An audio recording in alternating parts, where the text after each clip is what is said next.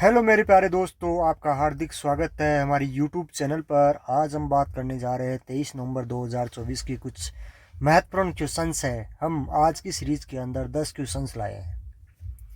23 नवंबर 2024 की सीरीज के अंदर जो आपको पूछे जाने वाले 10 या आपके साथ जो डिस्कस किए जाने वाले 10 क्वेश्चंस है वो बहुत ही महत्वपूर्ण है। प्लीज़ आपसे निवेदन है वीडियो को अंत तक बनाए रखना और लाइक शेयर एंड सब्सक्राइब करना मत भूलना। शेयर ज़रूर करना क्योंकि जो गरीब लोग हैं, मध्यम लोग हैं, जिनको ज़्यादा से ज़्यादा फ़ायदा हो सके। तो दोस्तों, अब हम शुरू करते हैं। क्वेश्चन नंबर 1 की बात करते हैं। हाल ही में कहाँ अंतर्राष्ट्रीय गीता महोत्सव का आयोजन किया गया या आयोजन किया जाएगा? अंतर्राष्ट्रीय गीता महोत्सव। गीता एक धार्मिक ग्रंथ है और एक महोत्सव है जिसका नाम है अंतर्राष्ट्रीय गीता महोत्सव। तो गीता महोत्सव है या अंतर्राष्ट्रीय गीता महोत्सव है, उसका आयोजन कुरुक्षेत्र हरियाणा के अंदर किया जाएगा। कुरुक्षेत्र, जहां जो पांडव और कौरव थे उनके मध्य युद्ध हुआ था, वो क्षेत्र यानी महाभारत का जहाँ युद्ध हुआ था वो कुरुक्षेत्र हरियाणा के अंदर स्थित है। कुरुक्षेत्र में 28 नवंबर से लेकर 15 दिसंबर के बीच में अंतर्राष्ट्रीय गीता महोत्सव का आयोजन किया जाएगा और इस बार महोत्सव में तंजानिया देश है वो भागीदार होगा। अफ्रीका का तंजानिया जो देश है वो पार्टनरशिप या भागीदार देश होगा और ओडिशा भागीदार या पार्टनर स्टेट या पार्टनर यानी जो भागीदार राज्य होगा। ओडिशा भागीदार राज्य या पार्टनर स्टेट और तंजानिया पार्टनर कंट्री या भागीदार देश होगा। किसका? अंतर्राष्ट्रीय गीता महोत्सव। कहाँ होने वाला है? कुरुक्षेत्र हरियाणा में। क्वेश्चन नंबर 2 की बात करें। हाल ही में आरबीआई ने किस पड़ोसी देश के साथ स्थानीय मुद्राओं यानी आईएनआर और एमवीआर में सीमा पार लेन देन के लिए समझौता किया गया है? यानी आरबीआई ने एक एग्रीमेंट किया है इंडियन नेशनल रुपीज और मालदीव रुपीज के मध्य यानी सीमा पार लेन देन के लिए समझौता किया है। यानी अब दोनों देशों के बीच में जो व्यापार होगा वो वहाँ उन देशों की जो मुद्रा है मालदीव और भारत की मुद्रा उनके बीच में होगा, न कि डॉलर के द्वारा होगा। तो ये समझौता भारत आरबीआई ने मालदीव के साथ किया है। 21 नवंबर की हम बात करें तो भारतीय रिजर्व बैंक आरबीआई जिसको हम बोलते हैं और मालदीव मौद्रिक प्राधिकरण है, उसने 21 नवंबर 2024 को सीमा पार लेन देन के लिए स्थानीय मुद्राएं भारतीय रुपया और मालदीव रुपया के उपयोग को बढ़ावा देने के लिए एक रूपरेखा तैयार करने के लिए इस एग्रीमेंट पर क्या किए? हस्ताक्षर किए हैं। समझौता ज्ञापन या एमओयू भारतीय रिजर्व बैंक के गवर्नर शक्तिकांत दास और मालदीव के मौद्रिक प्राधिकरण के गवर्नर अहमद मुनवर ने हस्ताक्षर किए। तो इन दोनों के बीच में अब जो लोकल मुद्रा है, इन देशों की जो करेंसी है, उनसे ट्रेड, आयात और निर्यात यानी एक्सपोर्ट और इंपोर्ट होने वाला है। अभी जो डॉलर वाली जो राजनीति है वो धीरे धीरे खत्म होते हुए दिखाई दे रही है। कई देशों के बीच में लोकल यानी मुद्रा के माध्यम से ट्रेड होने स्टार्ट हो गया है, जिसके कारण जो डॉलर की दादागिरी है वो अंतर्राष्ट्रीय मार्केट के अंदर धीरे धीरे कमजोर हो रही है। क्वेश्चन नंबर हम 3 की बात करें तो हाल ही में हवाई अड्डों पर परिवेश के अन्य बिंदुओं पर विकिरण खतरे का आकलन करने के लिए पार्ट ऐप किसने लॉन्च किया? तो ये लॉन्च किया है IAEA यानी IAEA ने ये लॉन्च किया है। क्वेश्चन नंबर 4, हाल ही में किसने विजन पोर्टल लॉन्च किया है? यानी जो विजन पोर्टल है वो किसने लॉन्च किया है? तो ये जितेंद्र सिंह ने किया है, जो साइंस एंड टेक्नोलॉजी मिनिस्टर है। इसका सॉल्यूशन देखें तो science and technology minister doctor Jitendra Singh ने 21 नवंबर को नई दिल्ली में विकसित Bharat initiative for student innovation और आउटरीच नेटवर्क यानी विजन पोर्टल लॉन्च किया है। इस पहल का उद्देश्य जो वंचित बच्चों में शिक्षा, कौशल डेवलपमेंट और इनोवेशन यानी नवाचार को बढ़ावा देना है।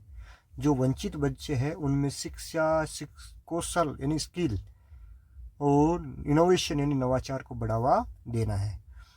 क्वेश्चन नंबर हम 5 की बात करें तो क्वेश्चन नंबर 5 में हाल ही में इसरो ने गगनयान मिशन किस देश की स्पेस एजेंसी के साथ समझौता किया है? जो गगनयान मिशन है वो किस देश की जो स्पेस एजेंसी है उसके साथ समझौता किया है? तो उसका आंसर होगा ऑस्ट्रेलिया। यानी इसका सॉल्यूशन देखे तो इसरो ने गगनयान मिशन के लिए ऑस्ट्रेलिया की अंतरिक्ष एजेंसी के साथ समझौते पर हस्ताक्षर किया है। गगनयान भारत का पहला मानव अंतरिक्ष मिशन है और इस मिशन के तहत 3 सदस्यीय चालक दल को 400 किलोमीटर की निम्न पृथ्वी कक्षा यानी लोअर अर्थ ऑर्बिटर में भेजा जाएगा। कितने व्यक्तियों को? 3 व्यक्तियों को। किस मिशन के तहत? गगनयान मिशन के तहत। और ये भारत का पहला मानव मिशन होगा।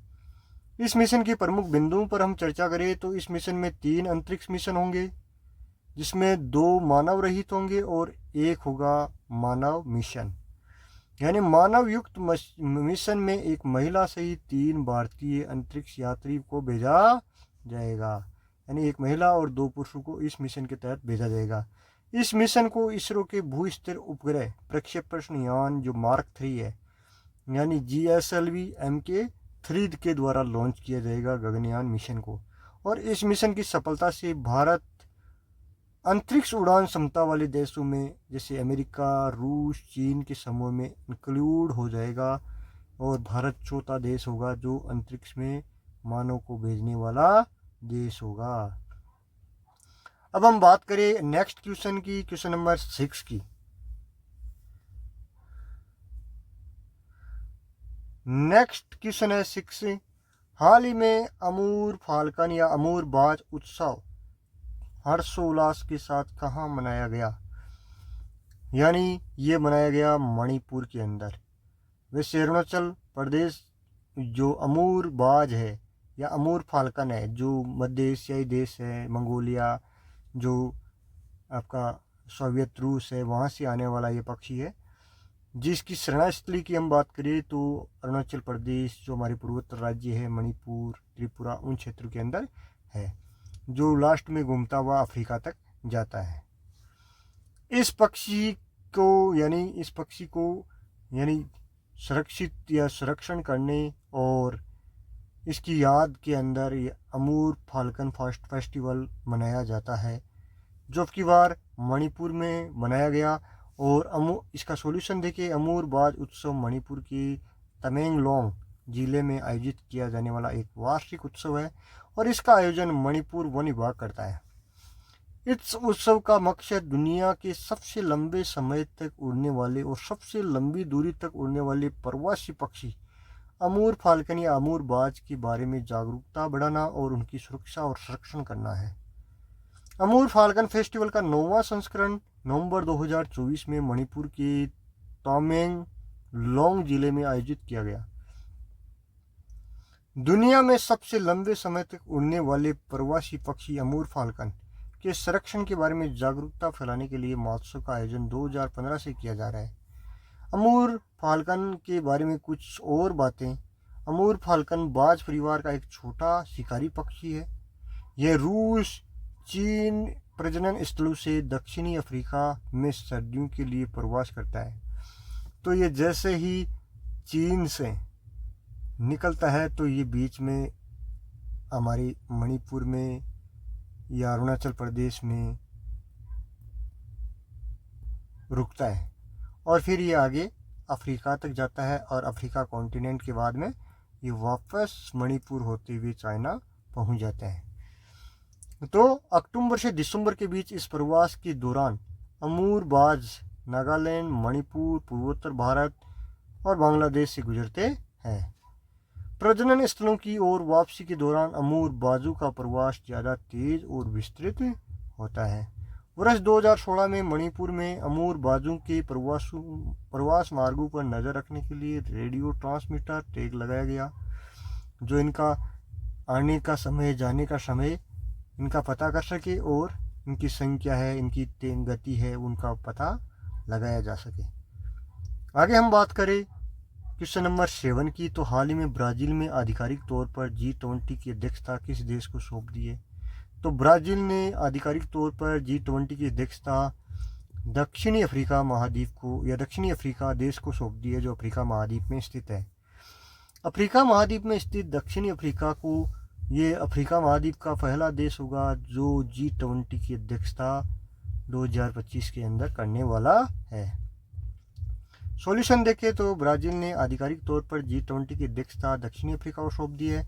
पहली बार किसी अफ्रीकी राष्ट्र के द्वारा G20 का नेतृत्व किया जा रहा है। G20 क्या है इसके बारे में देखें तो G20 ग्रुप ऑफ 20 यानी एक अंतर सरकारी मंच है जिसमें 19 देश है और एक यूरोपियन संघ है यानी EU के अंदर शामिल वाले सारे देश इसके अंदर है। यह मंच दुनिया को सबसे बड़ी अर्थव्यवस्था विकसित और विकासशील दोनों देशों का क्या करता है, प्रतिनिधित्व करता है। महत्व और प्रभाव क्या है, दुनिया के सकल विश्व उत्पाद का लगभग 90% इसका योगदान है और यह अंतर्राष्ट्रीय व्यापार का 75 से 80, वैश्विक जनसंख्या का 2/3 और विश्व भूमि का लगभग आधा कवर करता है। इसकी स्थापना की बात करें, G20 की स्थापना 1999 में वैश्विक आर्थिक संकटों के जवाब में की गई। इसका उद्देश्य आर्थिक स्थिरता बनाए रखना, वैश्विक चुनौतियों का समाधान करना, समावेशी विकास को बढ़ावा देना। सदस्यता और कार्य प्रणाली की देखें तो सदस्य 19 देश है जैसे अमेरिका, भारत, चीन, जापान, जर्मनी और यूरोपीय संघ। प्रतिनिधित्व है, हर साल आयोजित शिखर सम्मेलनों में सदस्य देशों के शासनाध्यक्ष, वित्त मंत्री, विदेश मंत्री और अन्य उच्च अधिकारी भाग लेते हैं। EU का योगदान, यूरोपियन आयोग, यूरोपीय सेंट्रल बैंक के द्वारा इसका प्रतिनिधित्व किया जाता है। नियमित बैठकें यानी 2008 से G20 की कम से कम एक सालाना बैठक जरूर होती है और ये बैठकें विश्व आर्थिक स्थिरता, जलवायु परिवर्तन, स्वास्थ्य संकट, सतत विकास जैसे मुद्दों पर केंद्रित है। इस प्रकार G20 की बात हुई। अभी G20 ब्राज़ील के अंदर हुआ है, रियो डी जेनेरियो के अंदर, और उससे पहले 2023 में भारत के अंदर, न्यू दिल्ली के अंदर हुआ था। क्वेश्चन नंबर 8 की हम बात करें, क्वेश्चन नंबर 8 है, हाल ही में हेनरिच फाउंडेशन और संधारणी IMD संधारणी व्यापार सूचकांक 2024 जारी किया। संधारणी व्यापार सूचकांक 2024 जारी किया जिसमें भारत को कौन सा स्थान मिला, तो भारत को स्थान मिला है 23वां स्थान। कौन सा स्थान मिला है, 23वां स्थान। इसमें टोटल 30 देश थे और 30वां स्थान है रूस का। उसका है रूस का। सतत व्यापार सूचकांक 2024 में भारत 24 अंकों के समग्र स्कोर के साथ विश्व में 23वें स्थान पर रहा है। इसे हेनरिच फाउंडेशन द्वारा विकसित किया गया एवं IMD 3 स्तंभों के आधार पर व्यापार स्थिरता में वैश्विक अर्थव्यवस्था पर प्रकाश डालता है और उन्हें रैंक प्रदान करता है। आर्थिक विकास एक स्तंभ है, दूसरा सामाजिक उन्नति है, तीसरा जो एनवायरमेंटल लचीलापन है, फ्लेक्सिबल है, वो इसके अंदर इंक्लूड है। न्यूजीलैंड लगातार तीसरे वर्ष सतत व्यापार अर्थव्यवस्था के रूप में अपना फर्स्ट स्थान बरकरार रखा हुआ है। आगे दोस्तों हम बात करते हैं क्वेश्चन नंबर 9 की। हाल ही में अंतर्राष्ट्रीय आपराधिक न्यायालय किसके खिलाफ आपराधिक गिरफ्तारी वारंट जारी किया है?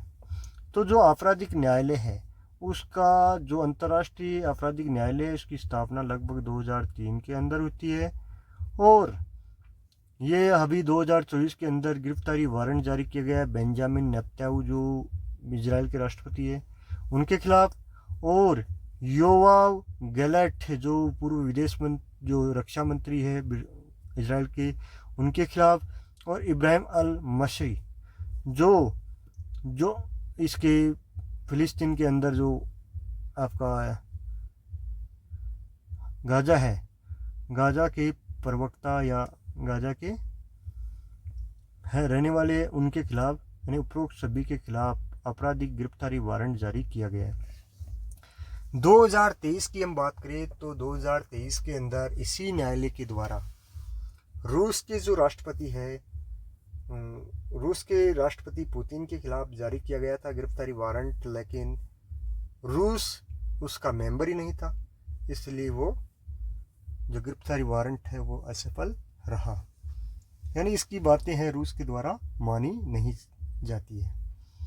अंतर्राष्ट्रीय न्यायालय, आपराधिक न्यायालय या ICC इंटरनेशनल क्रिमिनल कोर्ट रोम संविधि के तहत 2002 में स्थापित एक स्थायी न्यायिक संस्था है। रोम संविधि को 17 जुलाई 1998 में अपनाया गया था और इसकी स्थापना होती है 2003 के अंदर। यानी ये सही ढंग से कार्य करने लग जाता 3 से। यह है नरसंहार, अपराध, युद्ध अपराध, मानवता के खिलाफ अपराध, आक्रामकता के अपराधों सहित गंभीर अंतर्राष्ट्रीय अपराधों के लिए व्यक्तियों पर मुकदमा चलाता है। इसका मुख्यालय नीदरलैंड के हेंग में स्थित है। आईसीसी 4 प्रकार के अपराधों पर अधिकार प्राप्त है। एक तो जैसे नरसंहार, जाति हो सकता है, नस्ली हो सकता है, धार्मिक हो सकता है। और दूसरा है मानवता के विरुद्ध अपराध, नागरिकों पर व्यापक और व्यवस्थित हमले जिनमें हत्या, बलात्कार, दास्ता, रंग भेद ये शामिल है।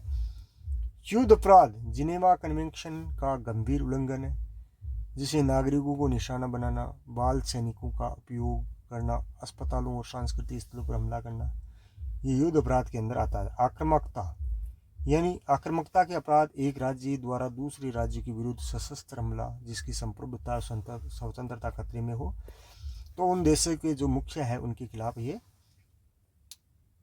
यानी जो गिरफ्तारी वारंट है वो जारी करता है।